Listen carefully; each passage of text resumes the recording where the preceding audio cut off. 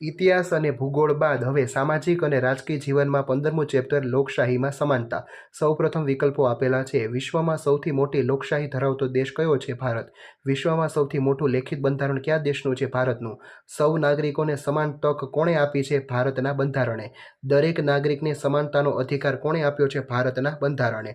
લોકશાહીમાં નાગરિકો કોના ઉપયોગ કરીને સરકારની રચના કરે છે? મતાધિકારનો. આપણા દેશમાં કેટલા વર્ષની ઉંમરે મતાધિકાર પ્રાપ્ત થાય છે? 18. આપણા દેશમાં મતદારની વ્યવસ્થા કોણ કરે છે? ચૂંટણી પંચ. કેટલા વર્ષની ઉંમર સુધી દરેક બાળકને મફત અને ફરજિયાત ભણાવવાનો અધિકાર છે? 6 થી 14 વર્ષ. કેટલા વર્ષથી ઓછી ઉંમરના બાળકને કામ પર રાખવામાં આવે તો તે બાળમજૂર કહેવાય? 14 વર્ષ. કેટલા વર્ષથી ઓછી ઉંમરના બાળકને મજૂરે રાખવો એ કાયદાનો ભંગ ગણાય છે? 14. લોકશાહી દેશમાં કઈ બાબતને ખૂબ જ મહત્વ આપવામાં આવે છે? સમાનતાને. સમાજમાં સમાનતાના ભંગથી બનાવતી કોની પર માઠી અસર થાય છે? તો સમરસતા પર. ચાલો એના પછી ખાલી જગ્યા આપેલી છે. ભારત લોકશાહી દેશ છે. વિશ્વની સૌથી મોટી લોકશાહી ધરાવતો દેશ ભારત છે. દેશનું સંચાલન કરવા માટેની માર્ગદર્શિકા બંધારણ કહેવાય. ભારતનું બંધારણ વિશ્વનું સૌથી મોટું લેખિત બંધારણ છે. લોકોનું, લોકો વડે અને લોકો માટે ચાલતું શાસન એટલે લોકશાહી.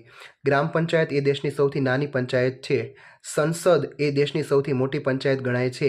ભારતના બંધારણે 18 વર્ષથી મોટી ઉંમરના દરેક નાગરિકને મતાધિકાર આપ્યો છે. બાળમજૂરી એ અસમાનતાના મૂળ ગણાય છે.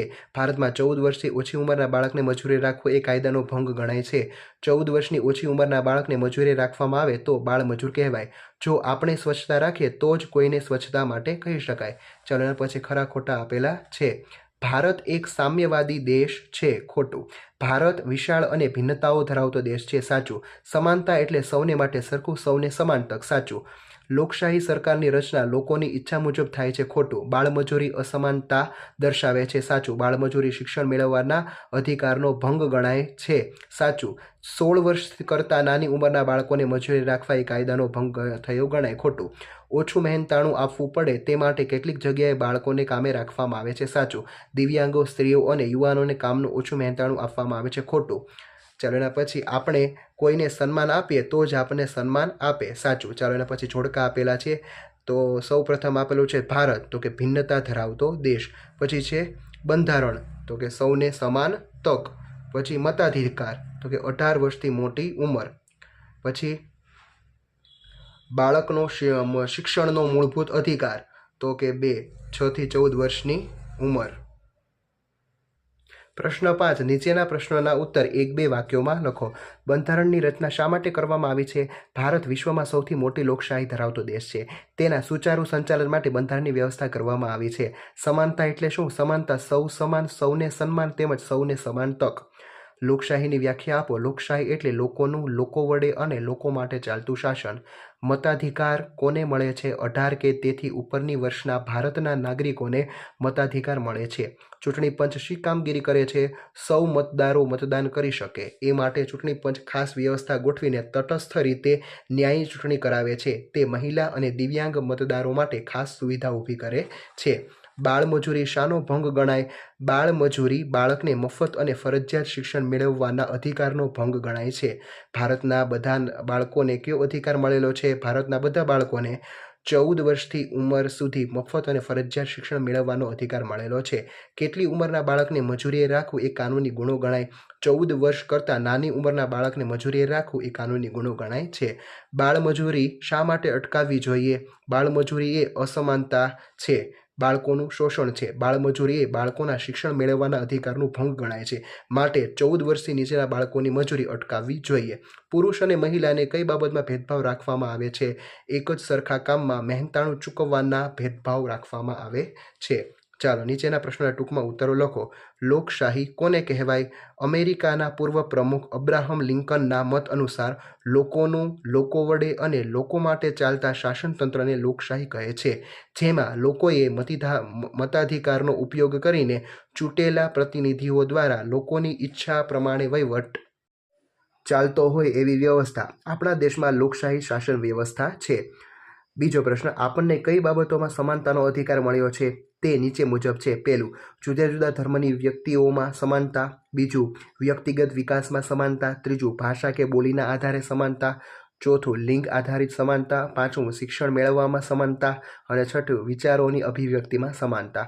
ત્રીજો, વ્યક્તિના સર્વાંગીણ વિકાસ માટે કઈ બાબત જરૂરી છે? વ્યક્તિના સર્વાંગીણ વિકાસ માટે ધર્મ, ભાષા, જાતિ, વંશ, રંગ કે જન્મસ્થળના કોઈપણ ભેદભાવ વિના સમાનતાના અધિકારનો યોગ્ય રીતે અમલ કરવો જરૂરી છે. ચાલો એના પછી ટૂંક નોંધ લખો. લોકશાહીમાં સમાનતા. ભારત એક લોકશાહી દેશ છે. સમાનતા એ લોકશાહીનો પાયાનો સિદ્ધાંત છે. ભારતના બંધારણે દેશમાં સૌ નાગરિકોને સમાનતાનો મૂળભૂત અધિકાર આપ્યો છે. આ હક દ્વારા બધા નાગરિકોને કાયદાની સમાનતા તેમજ કાયદાનું સમાન રક્ષણ આપવામાં આવ્યું છે. ભારતમાં ધર્મ, વંશ, જાતિ, લિંગ, જ્ઞાતિ, ભાષા, રંગ કે જન્મસ્થળના કોઈપણ પ્રકારના ભેદભાવ વિના દરેક નાગરિકને સમાનતાનો હક આપવામાં આવ્યો છે. સૌને સરખા ગણી સૌને શિક્ષણ મેળવવાની, વિકાસ કરવાની, ધંધો રોજગાર કરવાની તેમજ ધર્મ પાળવાની સરખી તકો આપવામાં આવી છે. સમાનતાનો અધિકાર આપણને બંધારણીય રીતે રક્ષણ પૂરું પાડે છે. બીજું, મતાધિકારમાં સમાનતા. ભારતમાં લોકશાહી શાસન વ્યવસ્થા છે. લોકશાહી સરકારની રચના લોકોના મતદાન વડે થાય છે. આ માટે આપણા દેશના બંધારણે 18 કે 18 વર્ષથી મોટી ઉંમરના દરેક નાગરિકને સમાન મતાધિકાર આપ્યો છે. ધર્મ, ભાષા, લિંગ, બોલી કે આર્થિક અસમાનતા વચ્ચે પણ સમાનતાના અધિકાર દ્વારા દરેક નાગરિકને મતદાનનો અધિકાર મળેલો છે. મતાધિકાર દ્વારા કોઈપણ પ્રકારનો ડર રાખ્યા વિના દેશની મતદાર યાદીમાં નોંધાયેલા બધા નાગરિકો મતદાન કરી શકે છે. ચૂંટણી સમયે વધુમાં વધુ મતદારો પોતાના મતાધિકારનો ઉપયોગ કરે એ માટે ચૂંટણી પંચ પ્રયત્નો કરે છે. મહિલા અને દિવ્યાંગ માટે ખાસ વ્યવસ્થા થાય છે. ત્રીજો પ્રશ્ન, બાળમજૂરી અને બાળ અધિકાર. વ્યક્તિના સર્વાંગી વિકાસ માટે દરેક બાળકને શિક્ષણ મેળવવાનો મૂળભૂત અને કાનૂની અધિકાર છે.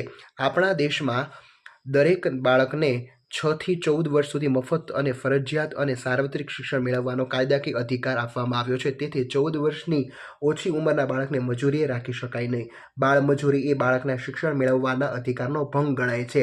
આ કાયદાના ભંગ બદલ કાનૂની સજા થઈ શકે છે. અહીં તમારું આ ચેપ્ટર પૂરું થાય છે. Thank you.